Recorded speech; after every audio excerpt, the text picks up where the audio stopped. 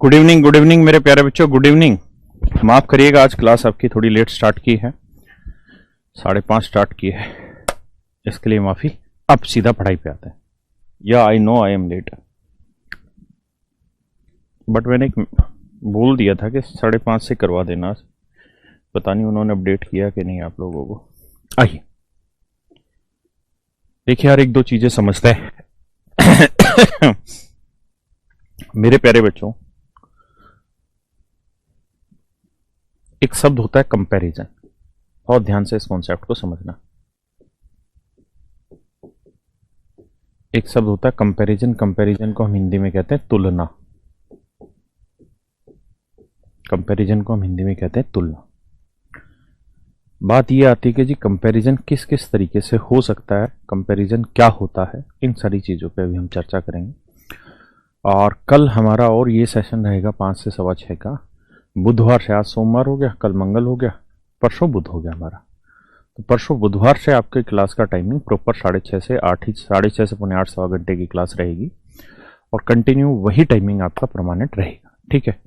क्योंकि आपका बेसिक आज और कल में कंप्लीट हो चुका होगा। आज जी नमस्ते आप सबको, सन्नी भाई।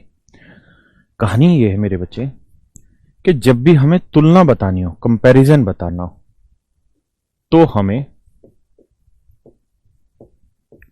रियल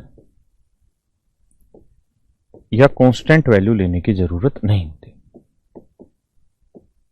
कांस्टेंट वैल्यू लेने की जरूरत नहीं।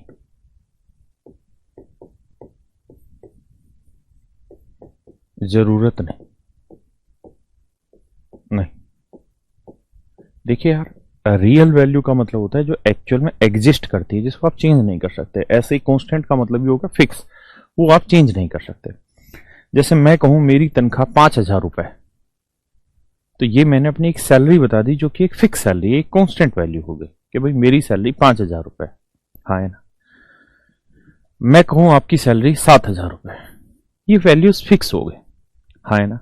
लेकिन अगर मुझे आप में और अपने में कंपैरिजन करना है तो इसके लिए बिल्कुल जरूरी नहीं है कि मैं आपकी खुद की सैलरी बताऊं और मैं अपनी खुद की सैलरी बताऊं। किसी और को मेरा और आपका कंपैरिजन कराने के लिए मुझे दोनों चीजें बताने की जरूरत नहीं। कंपैरिजन का मतलब होता है तुलना। अगर मैं ये बताना चाहता हूं मेरी सैलरी आपकी सैलरी के साथ क्या हिसाब है, मतलब हमारी क्या तुलना है, तो मैंने आपको बताया कि एक्चुअल में मेरी एक सैलरी 5,000 रुपए है और आपकी सैलरी 7,000 रुपए। तो हम दोनों की तुलना कराने के लिए बिल्कुल भी जरूरी नहीं है कि हम इन दोनों वैल्यू को लेके ही चीजों को बताएं, या हम यही बताएं तुलना करने के लिए कि देखिए यार मैं 5,000 कमाता हूं, ये 7,000 कमाते। ऐसा जरूरी नहीं है। तुलना अगर हो, तुलना का मतलब तोलना, दो चीजों को तोल देना, है ना। तो तुलना के लिए आपको रियल या कांस्टेंट वैल्यू की जरूरत नहीं है। आप ऐसे भी कह सकते हैं कि मेरी और आपकी सैलरी का रेशियो 5:7। आप ऐसे भी ये बात कह सकते हैं कि मेरी और आपकी सैलरी का जो रेशियो है वो 5:7। इस बात से भी वही अर्थ समझा जाएगा जो इस बात से अर्थ समझा जा रहा है। मैं फिर से अपनी बात दोहराता हूं कि जब भी हमें किसी चीजों में कंपैरिजन करना हो, तुलना करनी हो, तो वहां पे हमें रियल वैल्यू की, देखिए जमीन आसमान का फर्क है, लेकिन हमें चाहिए क्या? कंपैरिजन। अगर हमें तुलना करनी है तो वहां पे हमें 5,000 और 7,000 बताने की जरूरत नहीं है। हम ऐसे भी कह सकते हैं कि मेरी और आपकी सैलरी का रेशियो 5:7 है। इससे भी हर आदमी समझ जाएगा कि मेरी और आपकी तुलना किस लेवल पे हो रही है, हाँ है ना। या वो इस बात को इस तरह से भी रिप्रेजेंट कर सकता है, जैसे मान लीजिए मैंने कहा मैं आपसे 40% तेज भागता हूं, मैं आपसे 40% तेज भागता हूं, मैं आपसे 40% तेज भागता हूं। यहां पे मैंने ना तो ये बताया कि आप किस स्पीड से भागते हैं, ना मैंने ये बताया कि मैं किस स्पीड से भागता हूं, लेकिन मैंने मेरे और आपके बीच की स्पीड का तुलना कर दी कि भैया मैं 40% तेज भागता हूं। तो मैं आपको यही कहना चाह रहा हूं कि स्पीड बताने के लिए ना, कंपैरिजन बताने के लिए कतई ही जरूरी नहीं है कि मैं अपनी भी स्पीड बताऊं और आपकी भी स्पीड बताऊं। मैं यहां से 40% मेरी स्पीड ज्यादा है आपसे, तो इस बात से भी हर कोई समझ जाएगा। 40% की फ्रैक्शन होती है 2/5, और मैं कह रहा हूं कि मेरी स्पीड आपसे, जिसका वो नीचे रहता है, कि आपकी स्पीड 5 है तो मेरी स्पीड 2 ज्यादा, मतलब कितनी हो गई जी? 7। है ना, ठीक है जी। मैं अगर आपको एक शब्द कहूं कि यार मैं आपसे आधा धन कमाता हूं, मैं आपसे आधा धन कमाता हूं, मैं आपसे आधा धन कमाता हूं, तो मुझे ये बताइए क्या इतने शब्द से मेरी और आपकी जो कमाई है उसकी तुलना हो पाई या नहीं हो पाई? आप कहेंगे सर बिल्कुल हो पाई।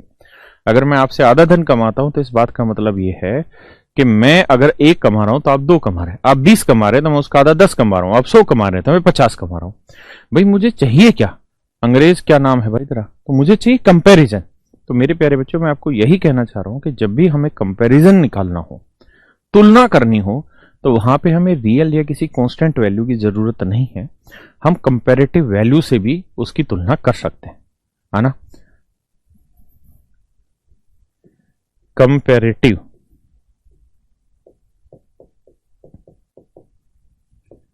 वैल्यूज से भी तुलना हो सकती है।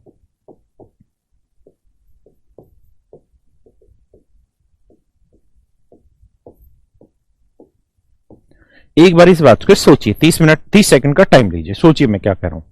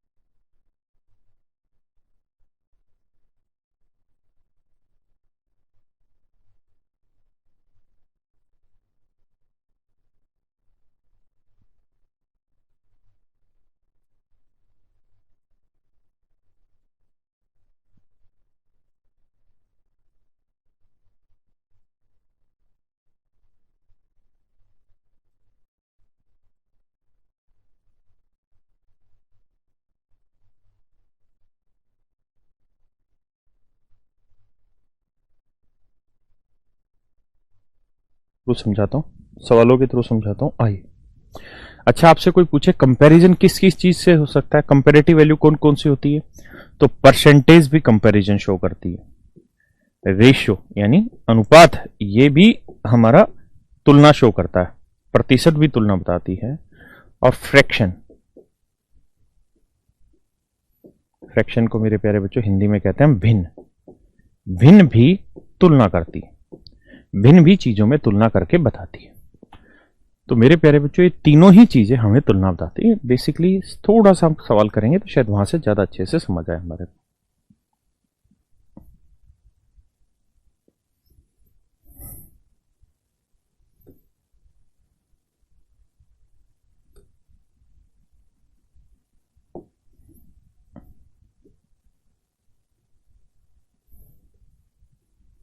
जैसे एक बार आप इस सवाल को पढ़िए, इसी सवाल के थ्रू चीजों को क्लियर करते हैं। पहले पढ़िए।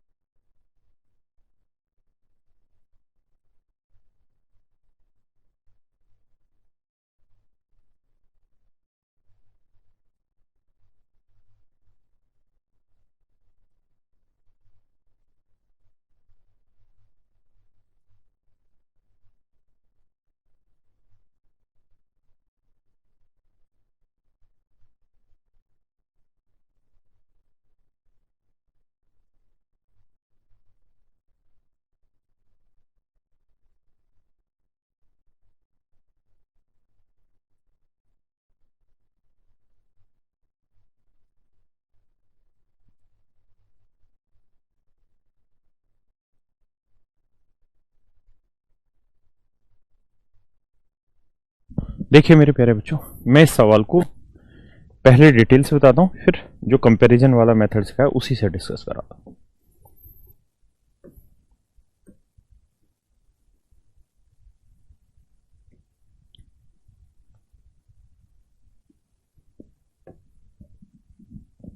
कहता है एक मजदूर एक सप्ताह में 60 घंटे काम करता है। कहता है जी एक मजदूर एक सप्ताह में 60 घंटे काम करता है, यानी जो ड्यूरेशन ऑफ वर्क है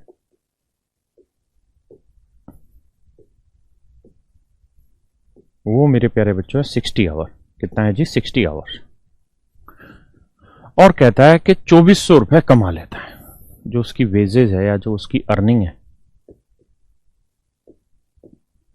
जो उसकी अर्निंग है वो है मेरे प्यारे बच्चों 2400 रुपए। 2400 रुपए कहता है जो उसकी अर्निंग है। तो मेरे प्यारे बच्चों अगर 60 घंटे वो काम कर रहा है और 2400 रुपए कमा ले रहा है तो उसकी पर डे वेजेस क्या होगी? पर डे वेजेस क्या होगी? पर डे वेजेस क्या होगी? तो अगर 60 घंटे काम कर रहा है और 2400 रुपए कमाने लग रहा है मेरे प्यारे बच्चों, तो उसकी पर डे वेजेस क्या होगी? तो हमारा आंसर होगा भाई 2400 रुपए कमा रहा है और सॉरी पर डे नहीं, per hour. Per hour wages क्या होगी फिर? कि भाई 2400 रुपए कमा रहा है 60 घंटे में, तो एक घंटे में कमाएगा कितना? 40 रुपए। यानी 40 रुपए प्रति घंटा अब उसकी कमाई है। यहां तक की बातें समझ पा रहे हैं कि सर 40 रुपए पर घंटा उसकी कमाई है। अब आगे क्या कह रहा है? आगे कह रहा है कि यदि उसका पर आवर सैलरी जो है वो 40% बढ़ जाती है, पर आवर वेजेस 40% इंक्रीज हो जाता है, तो मेरे प्यारे बच्चों 40% की फ्रैक्शन क्या हुई जी? 2/5। भाई 20% 1/5 तो 40% 2/5। तो पर आवर वेजेस है कितनी? 40 रुपए। तो 40 का 2/5 बढ़ गया, तो 5 8 40, 8 दूनी 16, 16 रुपए अब उसकी वेजेस बढ़ गई। यानी पहले अगर 40 रुपए घंटे ले रहा था तो अब 16 रुपए पर घंटे फालतू लेगा, तो अब लेगा वो 56 रुपए पर आवर। तो मेरे प्यारे बच्चों अब वो 56 रुपए पर घंटे सैलरी के उठाएगा। 56 रुपए पर घंटे सैलरी के उठाएगा। हाँ है ना? किसी भाई को दिक्कत है? नहीं। आगे और कहता है उसका काम करने का समय 16 सही 2/3%। यहां डाटा गलत है, 16 सही 2/3%। 16 सही 2/3% कम हो जाता है। तो भैया 16 सही 2/3% की फ्रैक्शन क्या हो गई जी? तो आप कहेंगे सर 1/6। तो मेरे प्यारे बच्चों 60 घंटे काम कर रहा है और अब इसका 1/6 कम हो गया, तो काटेंगे तो ये वैल्यू कितनी आई? 10। यानी पहले जितने घंटे काम कर रहा था अब उससे 10 घंटे कम काम करेगा। तो यानी अब मेरे प्यारे बच्चों 50 घंटे काम करेगा। कितने घंटे काम करेगा जी? 50 घंटे काम करेगा।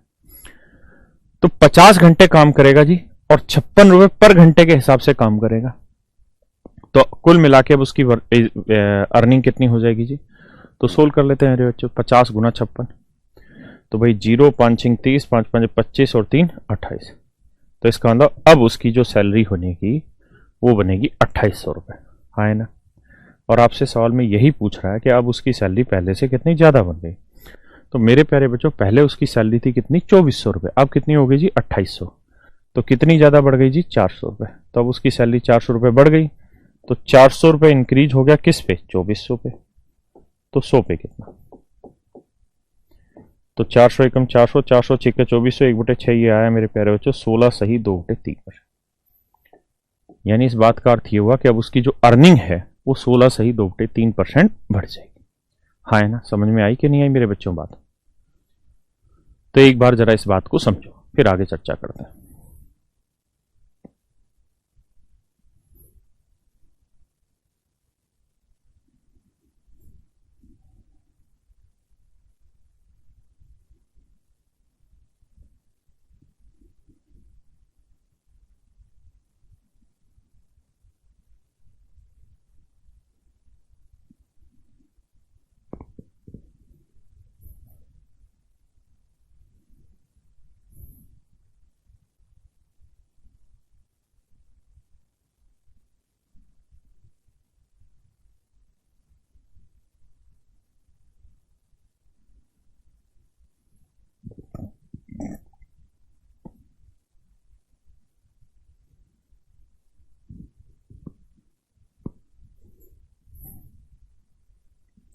बढ़े भैया?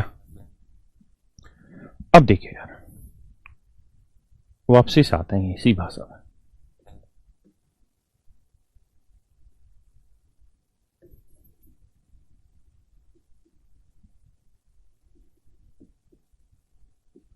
देखिए मेरे प्यारे बच्चों, मैंने आपको एक चीज कही कि जब भी हमें कंपैरिजन निकालना हो किसी चीज का, तो वहां पे कतई भी जरूरत नहीं कि हम किसी रियल या कांस्टेंट वैल्यू को लेके चलें।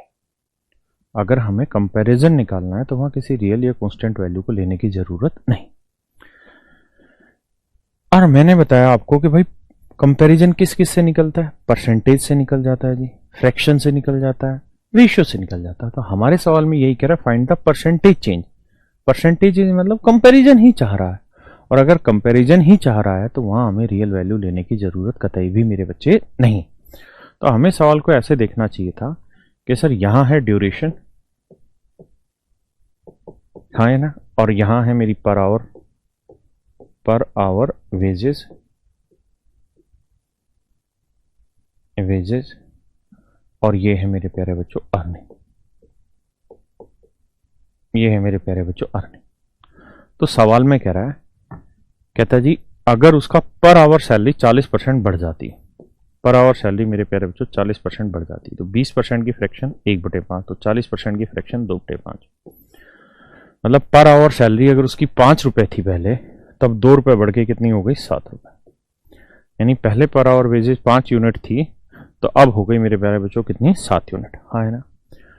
और कह रहा है कार्य करने का समय 16 से 2/3% घट जाता है।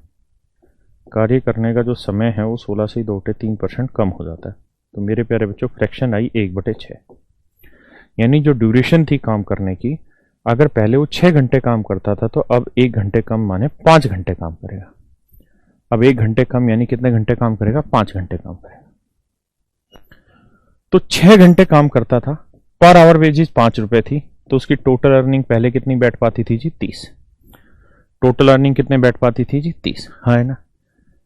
अब ड्यूरेशन 5 घंटे हो गया, भाई पहले 6 घंटे था तो 5 घंटे हो गया। पहले 5 रुपए मान लीजिए पर आवर कमा रहा था, तो अब 7 रुपए पर आवर कमाएगा। तो भाई 5 घंटे 7 रुपए पर आवर के हिसाब से कमाएगा तो कितने रुपए कमी कर लेगा, 35 रुपए के। तो मेरे प्यारे बच्चों पहले अर्निंग कितनी थी, 30, पहले अर्निंग कितनी थी, 30, अब अर्निंग कितनी है जी, 35। तो अर्निंग कितनी बढ़ गई मेरे बच्चों, 5। तो 5 यूनिट उसकी अर्निंग बढ़ गई है किस पे, 30 पे। तो 100 पे कितना, ये सवाल पूछ रहा है। तो 5 एकम 5, 5 6 30, यानी 1/6 हुआ मेरे प्यारे बच्चों 16 सही 2/3%। 16 सही 2/3%, हाँ है ना। ये मेरा आंसर आ गया। पक्का है कच्चा।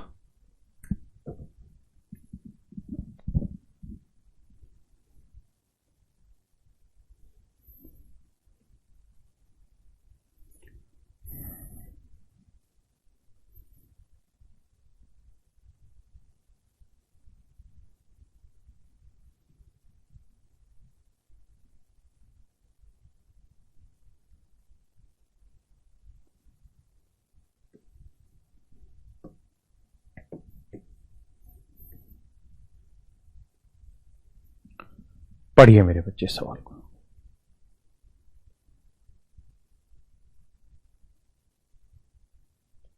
करिए दोस्त।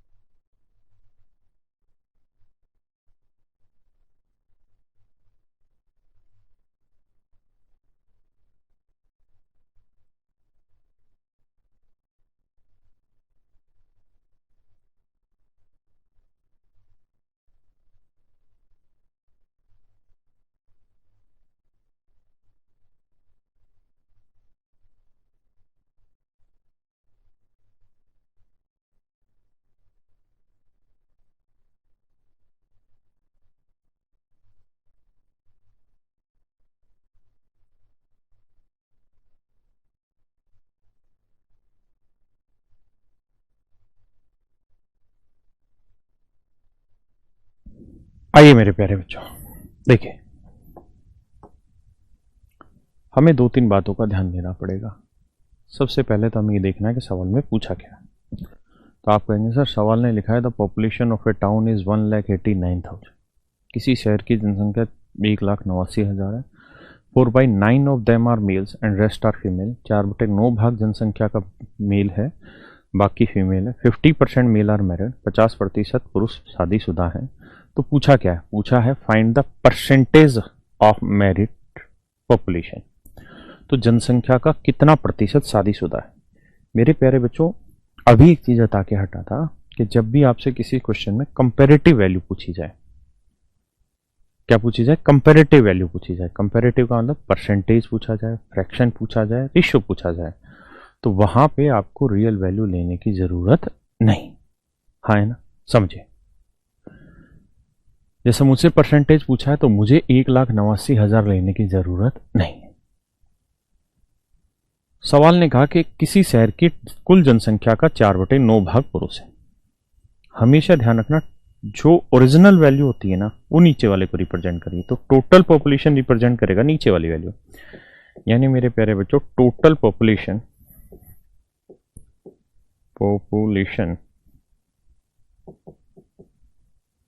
अगर 9 यूनिट है,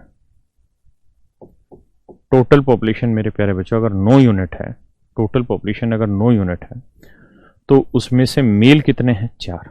मेल कितने हैं? 4। तो अगर कुल जनसंख्या 9 यूनिट है मेरे प्यारे बच्चों, तो उसमें जो मेल है वो आए 4 यूनिट। मेल आए वो कितने आए जी? 4 यूनिट। हाँ है ना। और कह रहा है जी बाकी फीमेल है, तो 9 में से 4 मेल है, तो बाकी फीमेल होगी।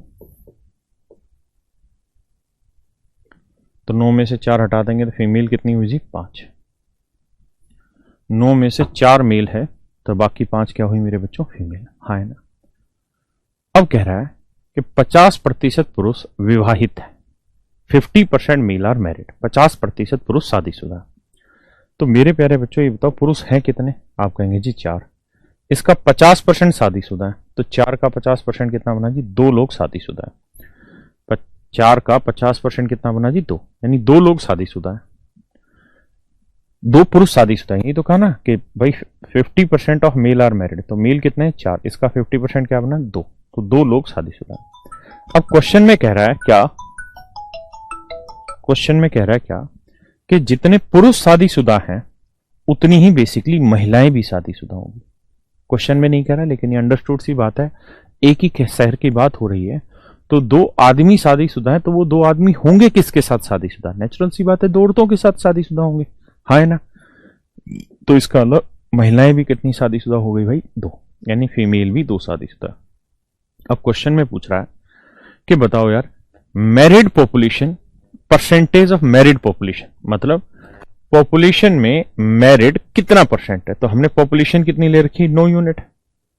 और इसमें मैरिड कितने में? 2 पुरुष हुए और 2 महिलाएं, यानी मैरिड कितने में? 4।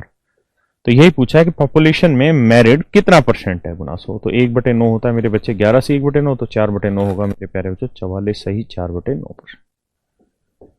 हाँ है ना, 44 सही 4/9%। हाँ है ना। एक बार करो।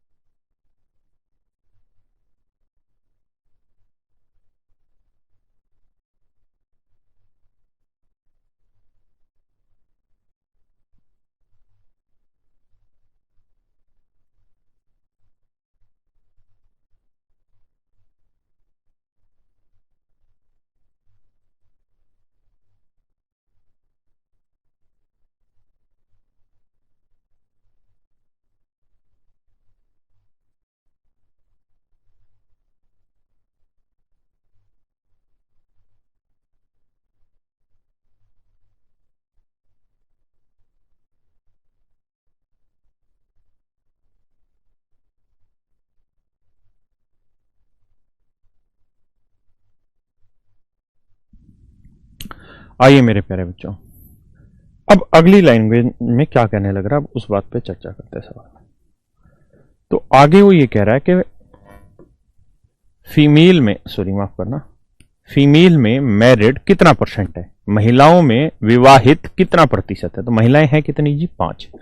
तो महिलाएं हैं मेरे भाई 5। इन 5 में से शादीशुदा कितनी है जी, 2। तो कह रहा जी कितनी परसेंट बनी, तो गुना 100 करेंगे। तो 1/5 20, तो 2/5 होगा मेरे प्यारे बच्चों कितना, 40%। यानी 40% महिलाएं शादीशुदा है।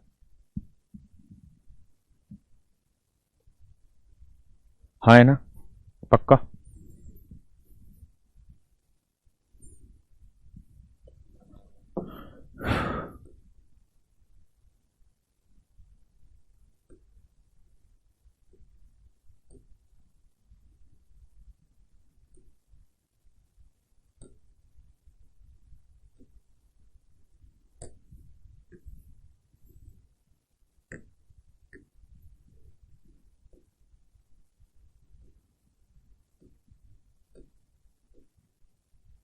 आइए मेरे बच्चे,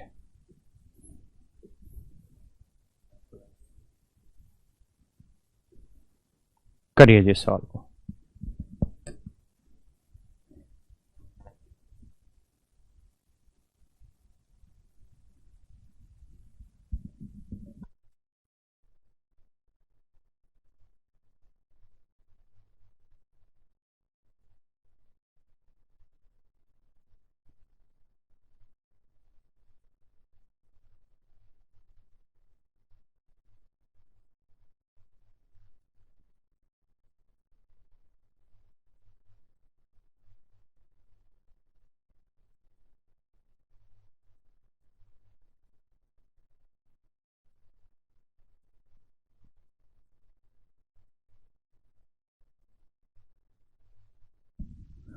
देखिए मेरे प्यारे बच्चों, सवाल में कह रहा है एक व्यक्ति किसी संख्या को 3/5 के स्थान पर 7/4 से गुना कर देता है।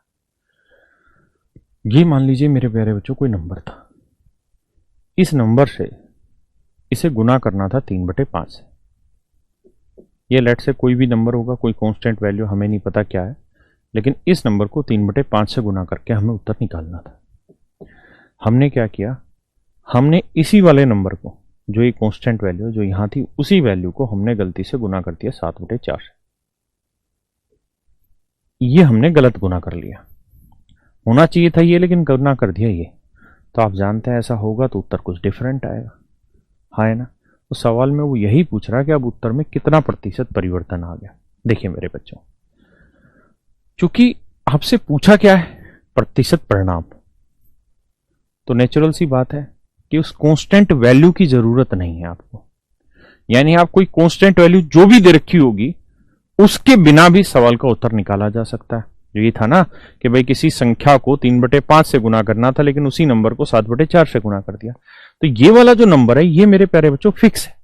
इस नंबर की एग्जैक्ट वैल्यू ना आपके पास है ना मेरे पास है, लेकिन सच ये है कि हमसे पूछा क्या, comparison, comparative value. Comparative value मतलब परसेंटेज हुआ, उसके अलावा रेशियो हुआ, उसके अलावा फ्रैक्शन हुआ। अगर ये चीजें पूछी हो तो मेरे प्यारे बच्चों वहां हमें रियल या कांस्टेंट वैल्यू लेने की जरूरत नहीं, यानी बिना इस कांस्टेंट वैल्यू के भी आंसर निकल सकता है। इसका मतलब ये हुआ कि यहां आप कोई भी ऐसी वैल्यू ले लो जो आपका दिल करे, ऐसी वैल्यू रख लेते हैं जो 5 से भी कट जाए और 4 से भी कट जाए। आप कहें क्या ले, तो 5 और 4 का एलसीएम ले दो, क्या हुआ जी 20। यानी 20 हमने एक ऐसा नंबर लिया जो 5 से भी कट जाएगा और 4 से भी। यानी जो कांस्टेंट वैल्यू थी वो हमने अपनी तरफ से मान ली 20 यूनिट थी। तो भाई 5 चौक 20, 4 3 12, इसका मतलब हमारे हिसाब से उत्तर आ गया 12। लेकिन मतलब आना था 12, लेकिन आ कितना गया जी, 7 5 35, 35 आंसर आ गया। यानी आना चाहिए था 12, लेकिन गलती से उत्तर आ गया 35। तो कितना ज्यादा आ गया जी, 23। अब वो यही पूछ रहा है कि कितनी गड़बड़ हो गई। तो भैया 23 ज्यादा आंसर आ गया 12 पे, तो 100 पे कितना। अब इसकी फ्रैक्शन समझाई थी मेरे बेटा कि 23/12 को हम क्या लिख सकते हैं, तो लिखेंगे 12 दूनी 24, 1/12। तो मेरे प्यारे बच्चों 2 का मतलब 200%, और 1/12 का मतलब 8 से ही 1/3%। तो घटाना सिखाया था, 200 में से 8 नहीं 9 घटाओ, 191, 3 में से 1 गया 2/3। ये सारी बातें आरंभ में समझा रखी। तो आंसर आएगा 191 से ही 2/3%। इसका मतलब इसका जो आंसर है वो 191 से ही 2/3% इंक्रीज हो गया। ये मेरा सही उत्तर होगा, डी ऑप्शन, हाँ है ना।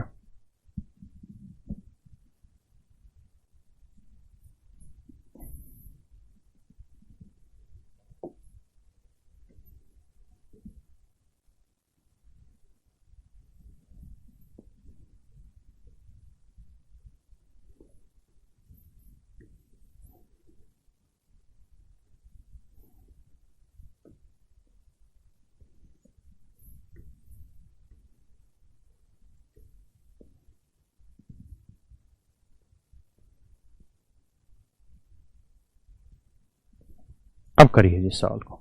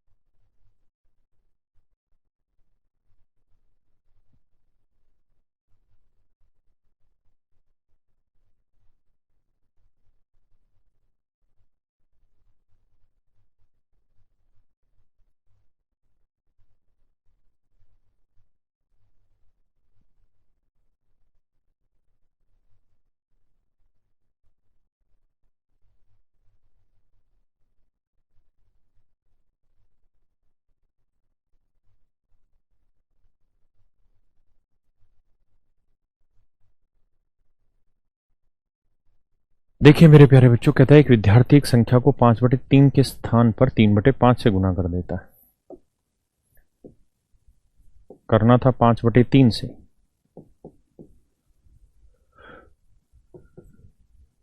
लेकिन गलती से गुना कर दिया उसने इसे 3/5 से।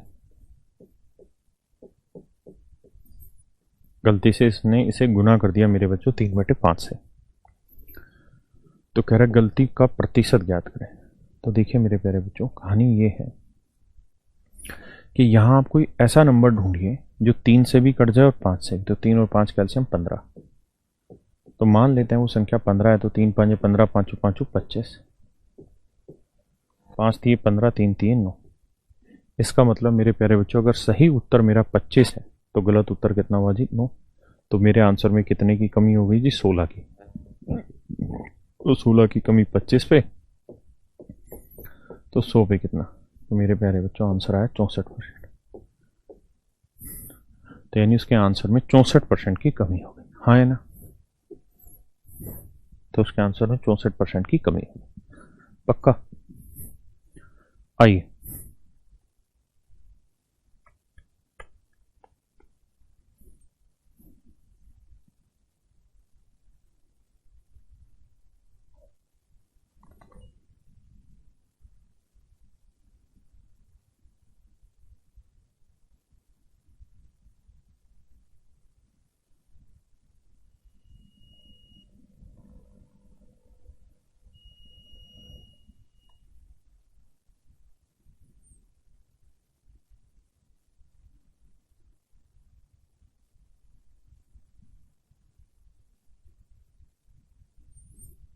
देखिए, एक विद्यार्थी किसी संख्या को 4/3 के स्थान पे कहता गुना करना था 4/3 से, लेकिन गलती से गुना कर दिया 3/4 से।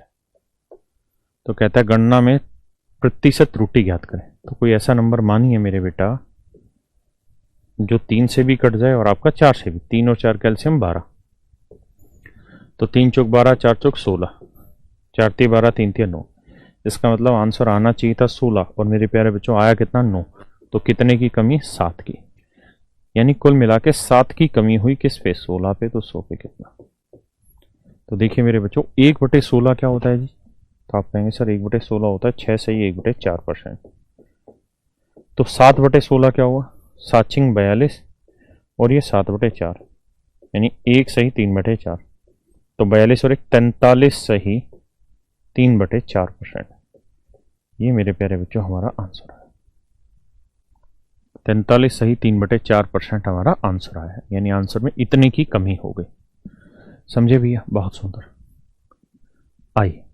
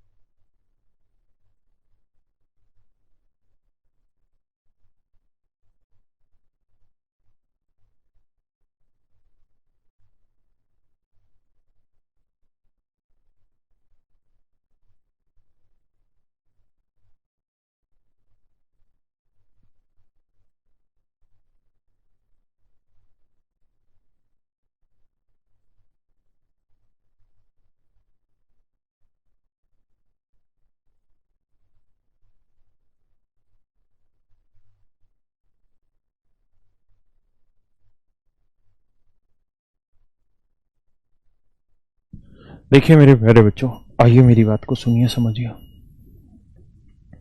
सवाल में कह रहा है student multiplied A number by 3/5।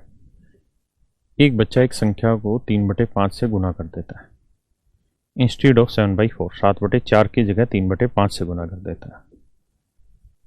मतलब ये बना मेरे प्यारे बच्चों कि उत्तर आना चाहिए था, ये आ गया ही। तो ऐसा नंबर जो 5 4 से कट जाए 20 ले लेते हैं। तो 5 चौक 20, 4 दिए 12 और यहाँ 20 लेंगे। और ये तो हो ही चुका है, सेम ही क्वेश्चन आ गया है। अच्छा मैंने उल्टा लिख दिया, 7/4 के स्थान पे था ना, ये सही था ये गलत था। तो इसे 4 5 20, 5 7 35, यानी आना चाहिए था 35, आ गया है मेरे बच्चे 12। तो कितने की कमी होगी मेरे भैया, 23 की कमी हो गई। कितने की कमी, सॉरी 23 की कमी। तब हमें ऐसे सवाल करना पड़ेगा कि सर 23 की कमी है 35 पे, तो 100 पे कितने। देखिए दोस्तों दो बात है, 1/35 की आपको फ्रैक्शन पता नहीं है ना। ऐसा नहीं है कि आप बना नहीं सकते, बहुत आसान है।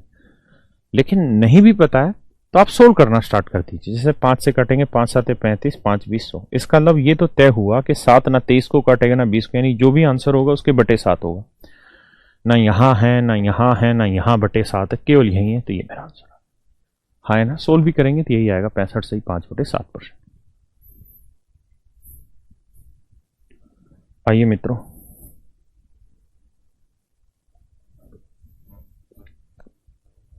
करिए जी।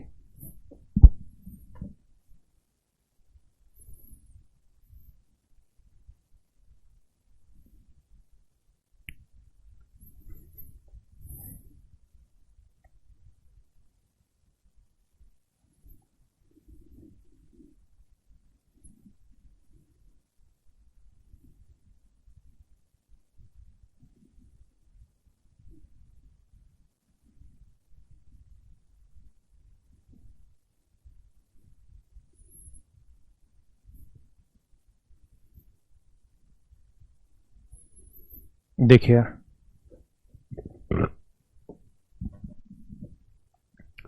बात यह है कि हमसे पूछा क्या है। तो मेरे प्यारे बच्चों आप कहेंगे सर कंपैरिजन पूछा है। पूछा है तो कुल खर्चे में प्रतिशत परिवर्तन ज्ञात करें। तो हमें ये देखना होगा कि चीनी का दाम 16 सही 2/3% बढ़ जाता है। तो मेरे प्यारे बच्चों 16 सही 2/3% की फ्रैक्शन क्या होगी जी, 1/6। 1/6। तो इस बात का अर्थ ये हुआ कि जो प्राइस है वो 1/6 बढ़ गया। यानी चीनी की कीमत 16 से 2-3% बढ़ जाती है। मतलब चीनी की कीमत 6 थी तो 6 का 16 से 2-3% यानी 1 यूनिट बढ़ गया। तो चीनी की कीमत 6 थी तो 1 यूनिट बढ़ के कितना हो गया, 7 यूनिट। हाँ है ना। और परिवार की जो खपत है वो 20% घट जाती है। तो मेरे प्यारे बच्चों, कंजप्शन 20% घट जाती है। 20% की फ्रैक्शन 1/5, यानी खपत अगर पहले 5 यूनिट थी तो अब 1 यूनिट घट के कितनी रह गई, 4। कंजप्शन पहले अगर 5 यूनिट थी तो अब 1 घट के कितनी रह गई, 4 यूनिट। हाँ है ना। यानी पहले प्राइस अगर 6 रुपए पर किलोग्राम था तो अब हो गया 7 रुपए पर किलोग्राम, और खपत पहले 5 किलो थी मेरे बेटा तो अब हो गई 4 किलो। क्या आप मेरी बात समझ पा रहे हैं? हाँ है ना। तो कह रहा जी खर्चे में बताइए। तो बेटा एक्सपेंडिचर क्या होगा ये हमें बताना है, खर्चा। तो आप ऐसे देखिए कि पहले हम 6 रुपए के भाव से 5 किलो चीज़ खरीद रहे थे तो खर्चा आ रहा था 30 रुपया। अब हम 7 रुपए के भाव से 4 किलो चीज़ खरीद रहे हैं तो खर्चा आएगा 28। पहले 6 रुपए के भाव से 5 किलो ले रहे थे, अब 7 रुपए के भाव से 4 किलो ले रहे हैं। तो खर्च में मेरे प्यारे बच्चों 2 रुपए की कमी हो गया, 2 यूनिट की कमी होगी। तो 2 यूनिट की कमी किस पे, 30 पे। तो 100 पे कितना, तो 1/15। और हम तो जानते हैं 1/15 कितना होता है, 6 से ही 2/3%। है या नहीं ऑप्शन? तो A option is your right answer. हाँ है ना।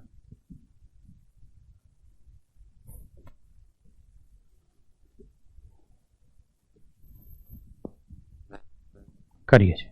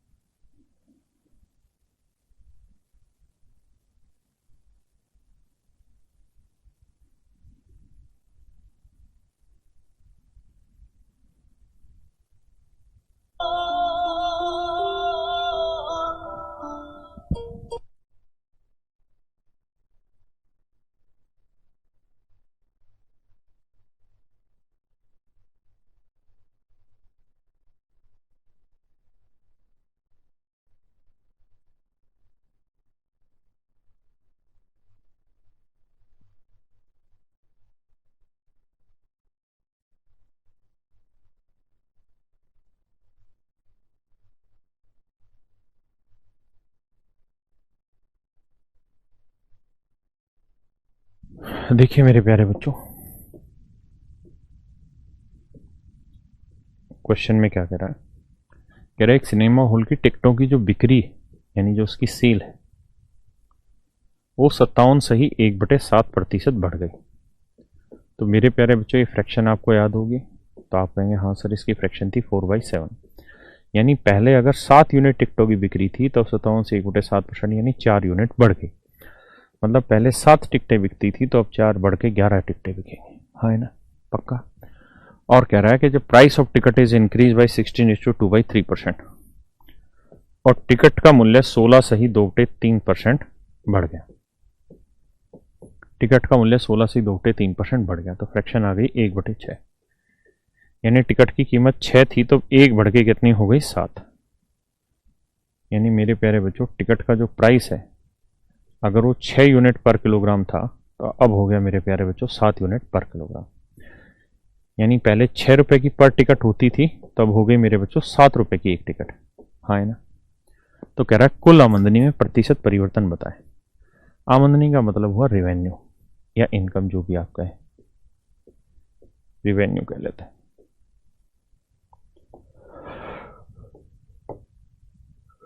तो भैया 7 टिकटें 6 रुपए के भाव से कितने की, 42 की।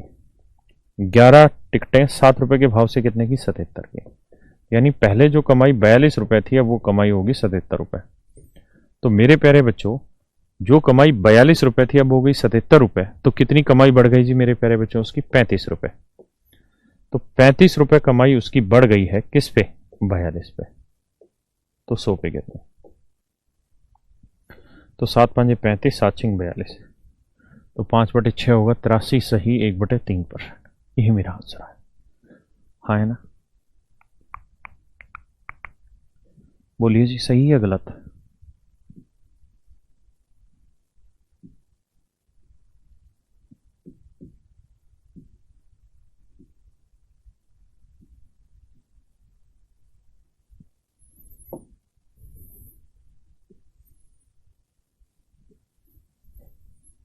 करें जी।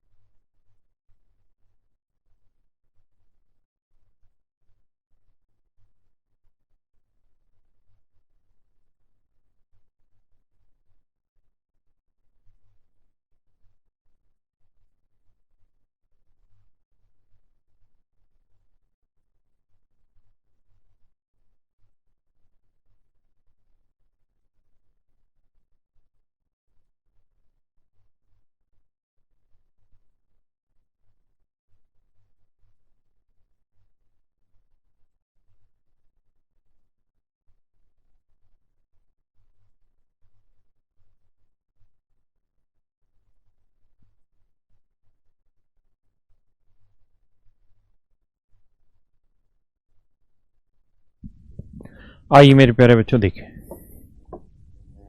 सवाल में क्या कह रहा है, समझने की कोशिश करते हैं। सवाल में कह रहा है Krishna salary, if Krishna salary 16:2/3% less than Radha. Krishna की सैलरी राधा से, मेरे प्यारे बच्चों जिससे जिसका वो हमेशा बटे में रहता है, तो इसकी फ्रैक्शन हुई 1/6। तो कह रहा है राधा से, इसका मतलब ये बना कि राधा की सैलरी मेरे बेटा अगर 6 यूनिट है, तो सवाल में कह रहा है कि कृष्ण की सैलरी 16 से 2/3% कम है, तो 6 का 16 से 2/3% यानी 1 यूनिट कम हुई। हाँ है ना? यानी मेरे प्यारे बच्चों कृष्ण की सैलरी राधा से 1 यूनिट कम, मतलब कितनी हो गई थी? 5 यूनिट। हाँ है ना? अब पूछ ही रहा है, तो फिर ये बताइए भाइयों कि राधा की आयु कृष्ण, राधा की आयु कृष्ण से कितनी ज्यादा है? तो भैया किससे? कृष्ण से। तो जिससे जिसका वो हमेशा नीचे, तो कृष्ण से, यानी 5 यूनिट नीचे। कृष्ण से कितनी ज्यादा है जी? 1 यूनिट ज्यादा है। तो 1 यूनिट ज्यादा है 5 पे, तो 100 पे कितना? तो मेरे प्यारे बच्चों आपका उत्तर आएगा 20%। यानी राधा की सैलरी कृष्ण से, कृष्ण की आय से कितना परसेंट अधिक था? तो आपको उत्तर आएगा 20%। हाँ है ना?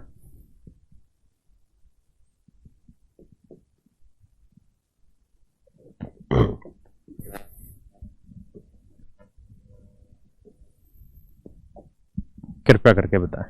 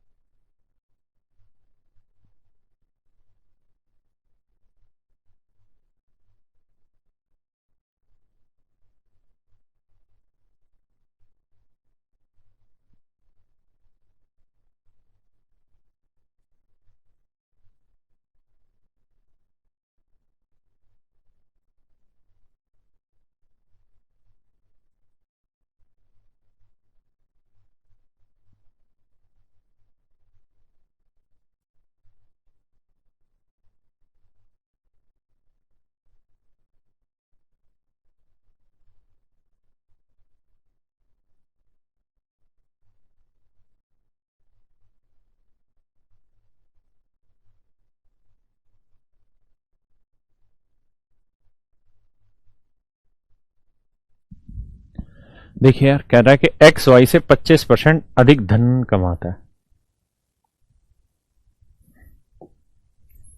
मेरे प्यारे बच्चों, एक्स जो है वो वाई से 25% ज्यादा धन कमाता है। किससे? वाई से। तो 25% की फ्रैक्शन क्या हो गई? 1/4। तो कह रहा है कि एक्स जो है वो वाई से 25% ज्यादा कमाता है, तो 4 का 25% क्या बना मेरे बच्चों? 1। तो वाई अगर 4 यूनिट कमाएगा तो एक्स 1 फालतू, यानी कितना यूनिट कमाएगा? 5। तो कह रहा है जी बताइए वाई एक्स से कितना प्रतिशत कम धन कमाता है। तो बताइए वाई जो है वो एक्स से कितना कम कमाता है? तो किससे? एक्स से, जिससे वो नीचे कितना कम है जी? 1। तो कह रहा जी कितना परसेंट बना मेरे प्यारे बच्चों? 20%। Option C is your right answer. Okay,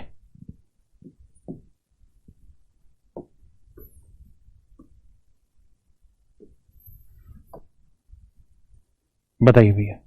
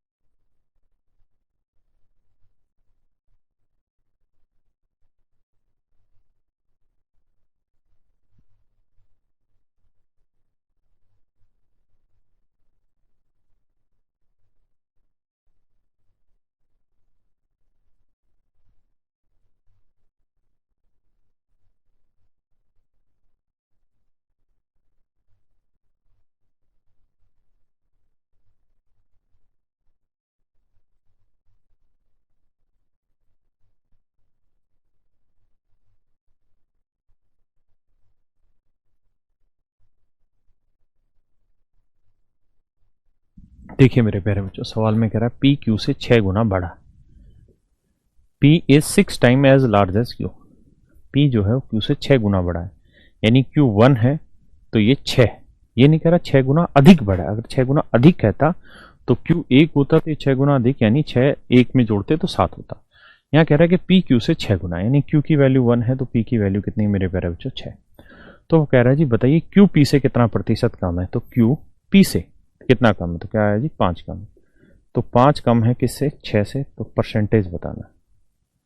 तो मेरे प्यारे बच्चों आपका आंसर आएगा 83 सही 1/3%। That is my answer. ये मेरे प्यारे बच्चों मेरा आंसर होगा।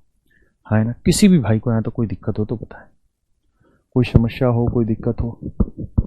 बात आ रही समझ में? तो चलिए आज इतना ही रखते हैं, बाकी कल की क्लास में मिलेंगे। कल बेसिक की आखिरी क्लास होगी। परसों से हम अगला चैप्टर पढ़ेंगे 6:30 बजे से। Thank you very much.